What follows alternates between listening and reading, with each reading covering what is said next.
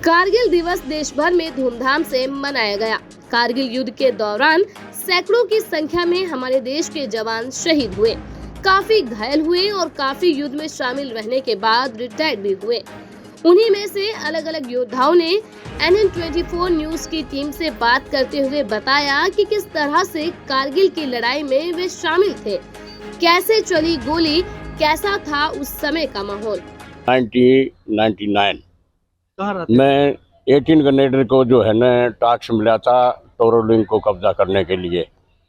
उसी दौरान जो है ना मेरे को जो है ना टोरोलिंग पे जो है ना गोली लगी थी मेरे इस पैरों में और नीचे।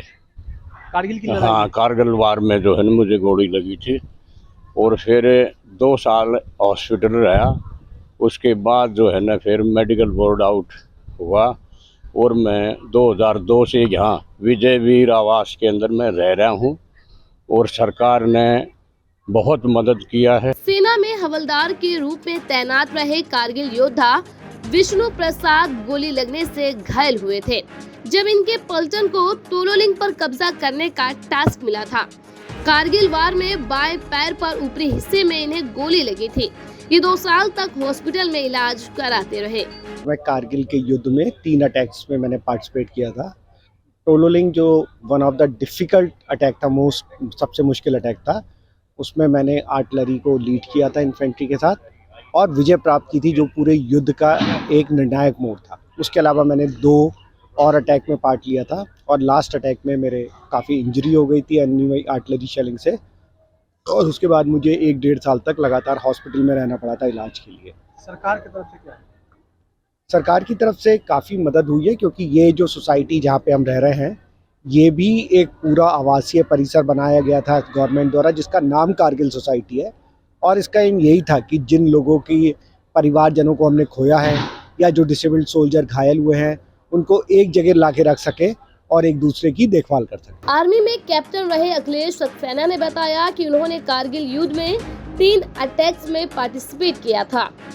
तोलोलिंग जो सबसे मुश्किल अटैक्स में से एक था, उसमें उन्होंने आर्टिलरी को लीड किया था, इन्फैक्ट्री के साथ और विजय प्राप्त की थी, जो पूरे युद्ध का एक निर्णायक मोड़ था।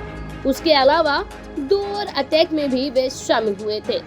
मैं कारगिल की लड़ाई में शुरू से था। 1998 में मैं कारगिल के काक्सर एरिया में था।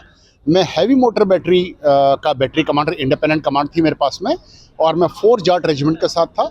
लड़ाई में मैं 2 राजपूताना राइफल रेजिमेंट का बैटरी कमांडर था और हम लोगों ने तोलोलिंग को सपोर्ट किया और 3 पिंपल एरिया पे विजय हासिल करी। देखिए, लड़ाई होती है और लड़ाई में हालात बदलते रहते हैं। शुरू में हम अपनी तरफ से सोच रहे थे कि हमारी तैयारी है, लेकिन कई खामियां मौसम के कारण, एक नया इलाका होने के कारण और सिचुएशन जो बार बार बदली हो रही थी, उसको हमें अपने आप को नई हालात में ढालने के लिए हमें टाइम लग रहा था।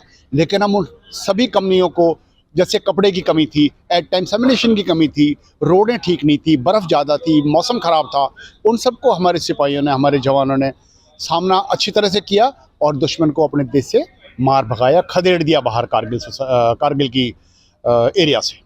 रिटायर्ड मेजर अशोक शर्मा ने बताया कि वो कारगिल की लड़ाई में शुरू से शामिल थे। 1998 में कारगिल के काक्सर एरिया में थे।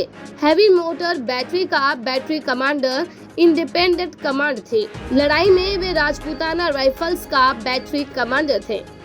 उन लोगों ने तोलोलिंग को सपोर्ट किया और 3 पीपल एरिया पर विजय हासिल की।